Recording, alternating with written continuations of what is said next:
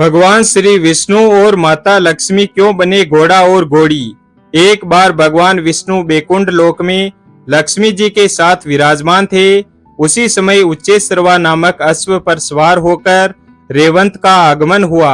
उच्चैःश्रवा अश्व सभी लक्षणों से युक्त, देखने में अत्यंत सुंदर था। उसकी सुंदरता की तुलना किसी अन्य अश्व से नहीं की जा सकती थी।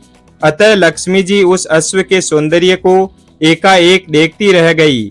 जब भगवान विष्णु ने लक्ष्मी को मंत्रमुग्ध होकर अश्व को देखते हुए पाया तो उन्होंने उनका ध्यान अश्व की ओर से हटाना चाहा, लेकिन लक्ष्मी जी देखने में तल्लीन रही।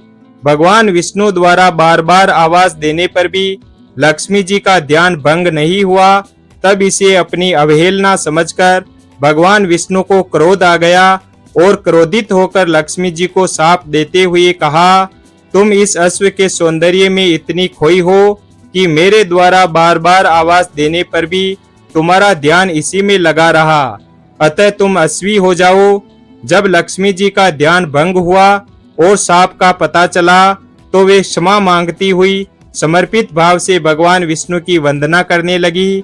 मैं आपके वियोग में एक पल भी जीवित नहीं रह पाऊंगी, अतः आप मुझ पर कृपा करें एवं अपना शाप वापस ले लें।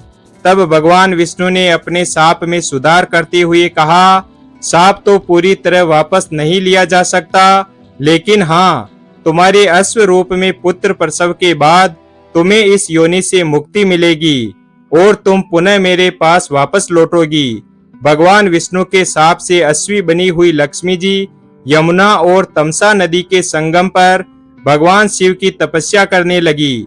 लक्ष्मी जी के तप से प्रसन्न होकर भगवान शिव माता पार्वती के साथ आए। उन्होंने लक्ष्मी जी से तप करने का कारण पूछा। तब लक्ष्मी जी ने अश्वी हो जाने से संबंधित सारा वृतांत उन्हें सुनाया और अपने उद्धार की उनसे प्रार्थना की। तब भगवान शिव ने कहा, देवी तुम चिंता न करो, इसके लिए मैं श्री हरि को समझाऊंगा कि वे अश्व रूप धारण कर तुम्हारे साथ रमण करे और तुमसे अपने जैसा ही पुत्र उत्पन्न करे, ताकि तुम उनके पास शीघ्र वापस जा सको। भगवान शिव की बात सुनकर अश्वी रूपधारी लक्ष्मी जी को काफी प्रसन्नता हुई। उन्हें यह आभास होने लगा कि अब मैं शीघ्र ही शाप के बंधन से मुक्त हो जाऊंगी और श्री हरि को प्राप्त कर लूंगी।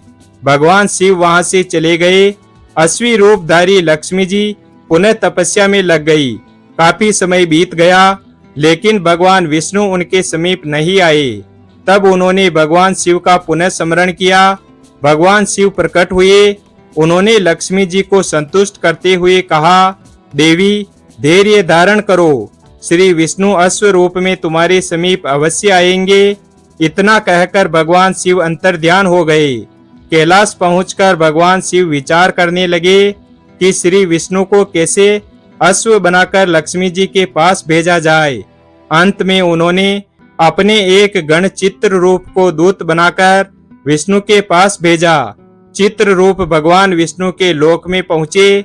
भगवान शिव का दूत आया है, यह जानकर भगवान विष्णु ने दूत से सारा समाचार कहने को कहा। दूत ने भगवान शिव की सारी बातें उन्हें कह सुनाई। अंत में भगवान विष्णु शिव जी का प्रस्ताव मानकर अश्व बनने के लिए तैयार हो गए। उन्होंने अश्व का रूप धारण किया और पहुंच गए यमुना और तमसा के संगम पर, जहां लक्ष्मी जी अश्वी का रूप धारण कर तपस्या कर रही थी। भगवान विष्णु को अश्व रूप में आया देखकर अश्वी रूपधारी लक्ष्मी जी काफी प्रसन्न हुई। दोनों एक साथ विचरण एवं रमण करने लगे। कुछ ही समय पश्चात अश्वी रूपधारी लक्ष्मी जी गर्भवती हो गई। यथा समय अश्वी के गर्भ से एक सुंदर बालक का जन्म हुआ। तत्पश्चात लक्ष्मी जी बैकुंठ लोक श्री हरि विष्णु के पास चली गई। लक्ष्मी जी के जाने के बाद उस बालक के पालन पोषण की जिम्मेदारी ययाति के पुत्र तुर्वसु ने ले ली। क्योंकि वे संतानहीन थे और पुत्र प्राप्ति हेतु यज्ञ कर रहे थे, उस बालक का नाम हेहई रखा गया। कालांतर में हेहई के वंशज ही हेहई वंशी कहलाए।